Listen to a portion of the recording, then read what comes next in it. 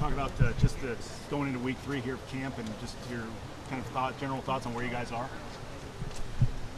General thoughts of where guys are. I had another competition day today, our last one, and the defense got out the brooms and swept the offense. I can't remember what the final score was. I think it was about 7 or an 8 point differential.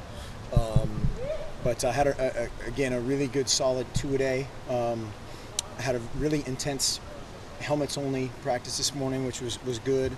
I had a couple of lulls in this afternoon's practice, kind of partially by design, but we lost a little bit of focus. I fought on both sides of the ball at different times, which, again, that's why you try to spark it with a competition day, because you're in that phase of camp, but got good work and a lot more situational stuff in. At this point in camp, is it kind of hard sometimes to keep their attention? Yes and no. I mean, our guys are awesome. They work their tails off, and certainly it's natural at some point to kind of check the time clock. But our guys in general, that's a huge exception. I think more so right now we're in the phase where kind of the young guys are starting to learn how to practice and how to get through the grind, and it's neat to see the older guys coach them up and help them out. But as far as that goes, again, pleased. Have you figured out any red shirts yet? No. Do you know when you expect to? After this, after the next scrimmage, we'll kind of talk through that stuff, just because of the timing of the season, and probably most importantly at this time of the year, it's special teams driven. If a guy's going to be a key contributor on special teams, he's gonna play. And so there's a lot of those young guys, a lot of that young talent has really shown itself on special teams. We've got a lot of guys that have ability and desire, and that's a good thing. When is the next scrimmage? Thursday we'll go again. It'll be situational in nature. Yeah, there'll be officials. Yeah. Do you get a sense of excitement from the guys as you get closer and closer to game week, that maybe they're getting a little more amped up, getting closer to that? I think our guys are right where they should be in that regard. I mean, you can't get amped up on August 19th other than the fact that it's August 19th, and you've got to get your work in and get, today again we did some situational stuff, special teams wise, all the stuff that comes up, whether it's onside kick stuff, situational, pooch kit, it's all the stuff that you kind of tick off your checklist, and you just have to stay focus on the task at hand. With regards to Marcus, a couple of the guys on the defense told me that they've seen him do things in camp that they've never seen any quarterback do. He's getting to that point where he's really in control. Do you see that?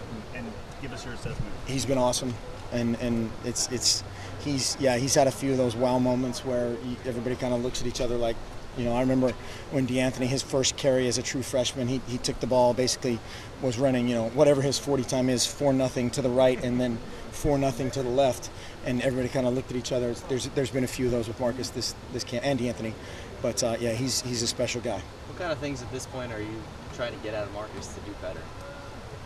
Well, everything, greedy, just mechanics, footwork, timing, knowledge, leadership, all the things that he has gotten better at and can still get. That's the neat part, is still has some ability and some desire and some room to get better. But he's a fun guy to coach, no question. What has Matt Lubbock brought to the wide receiver group? He's doing a great job. I think those guys are technically the best they've been. A lot of those guys are veteran guys, and you hope that that's the case. But Keenan Lowe's practicing great. Josh Huff is practicing really well. Daryl Hawkins is practicing the best he's ever practiced, and so you want that out of a veteran group. But they're doing some just slightly different things that better, different, whatever the right word is. What do you like about his coaching style, though? What makes him a good wide receiver? He's a really smart guy. He's a great dude. He's a strange guy. You'll have to. You need to ask some of the receivers about his singing at our little getaway. But no, he's a sharp guy. Really understands football, both sides of the ball, and is demanding. And I think good players like that. Hey, the barbecue yesterday. I'm not at liberty to disclose details. So much of what Michael and Kiko brought the game were instincts, knowing where the play was going, getting right there. Many big plays. Are you seeing some of that out of the new candidates? Definitely, yeah. The linebacker position is a place where you can be a fast guy, but never take a false step and play really fast. And I think that's what, certainly Michael Clay, Kiko, probably on the, in the shuttle time and stuff was probably a little bit faster than Michael, but Michael made up for it with whatever it is, instinct, film study, where that is, and Kiko got better and better, I think, because of Michael.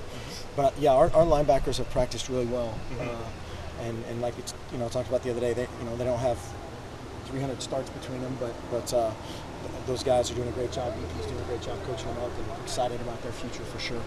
I think Rob tweeted that Efo and D'Anthony were purposely going against each other today. Is that fun to see them be so competitive? Absolutely, yeah. We did some one-on-one stuff a little bit different today, just to like you said, spark things a little bit, and it was we got off to a great start from a competitive standpoint. And now we just have to clean up all the other stuff, just all the hand placement, substitution, game situations, all the stuff that a bunch of these guys have never been in before, and that's our job to get them ready. You personally, Mark, how do you feel now, having a couple of weeks of fall camp as a head coach under your belt, and kind of where you're at with that? I'm fine, thank you. No, I don't know. I think you just get in the mode you're in, and there's certainly a lot different stuff, but you just it's part of the grind and part of the deal. But we have such a great veteran staff that these guys have done an awesome job of coaching the culture, coaching the expectations, and then we talk about it a little bit every night. So it's been good. You guys talked about the Clowney rule at all, and the fact that guys could get suspended off of that. I mean, I just went around the Pac-12 on a road trip, and a lot of coaches are really against it. Yeah, I think coaches are against certainly that hit being an ejectionable offense. I just don't see how that's even plausible or possible. But I think nobody wants the non-football play. Nobody wants the cheap shot to the head late. That nobody coaches that. Nobody wants that. And I think, from my understanding of everything, that's how it's going to be officiated. It's going to be a, everybody in the stadium says that guy should get ejected type of play.